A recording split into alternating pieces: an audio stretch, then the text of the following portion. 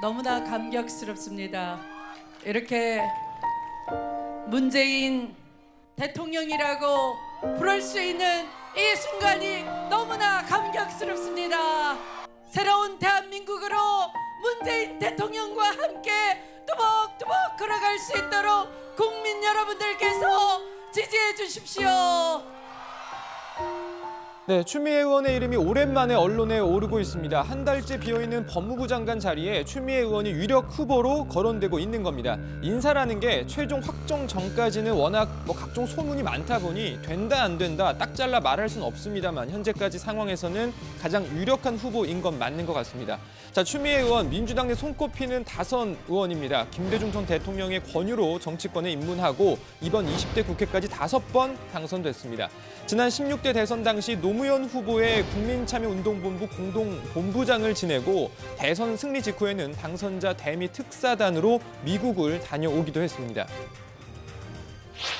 노무현 당선자가 언론의 스포트라이트를 받는 해외 파견 대표단에 정동영, 추미애 의원을 지명한 것은 이들에 대한 신뢰를 반영한다는 게 당내의 일반적인 분석이다.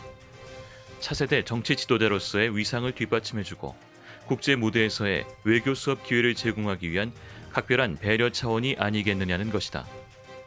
자, 하지만 그 이후 열린우리당 창당과 노무현 전 대통령 탄핵 소추안 국회 통과 과정 등을 거치면서 정치적으로 침체기를 보내기도 했습니다. 자, 그리고 지난 2016년 민주당의 당 대표로 뽑힌 뒤 대선 그리고 지방선거까지 연거푸 승리하면서 새 전성기를 맞았습니다. 추미애 의원은 당대표 시절 검찰개혁, 사법개혁을 여러 차례 강조했습니다.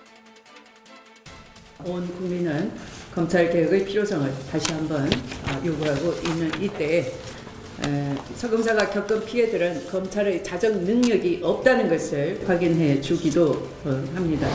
검찰개혁은 국민이 가장 바라는 것 중에 큰 일 중에 하나일 것 같습니다.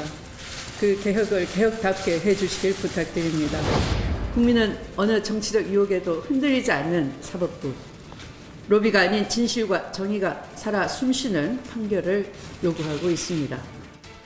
자, 추미애 의원이 장관 후보로 꼽히는 이유 여러 가지가 있습니다. 자, 우선 법조인 출신인데다 앞서 보신 대로 검찰개혁, 사법개혁에 대한 이 소신을 갖고 있다는 점이 높이 평가받는 분위기입니다. 또 5선 의원으로 이 선거를 통해 여러 차례 검증을 받았기 때문에 인사청문회 역시 수월하게 통과할 가능성이 높다는 것도 장점입니다. 그리고 장관급 인사, 여성 비율 확대를 중요하게 생각하는 문재인 대통령의 인사 철학에도 부합한다는 설명입니다.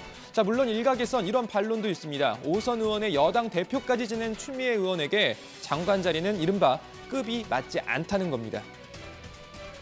당대표 출신이라도 미관 말직이라도 필요하다면 다 해야 되는 건 사실인데 당대표를 하신 분이 장관으로 간다. 물론 이제 본인이 이렇게 결단할 수도 있어요. 정치권의 룰에 따른 정치권 여의도 문법상 레벨은 안 맞습니다. 당대표를 하면 여의도에서 어떻게 보면 국무총리급이거든요. 의원들을 통솔하고.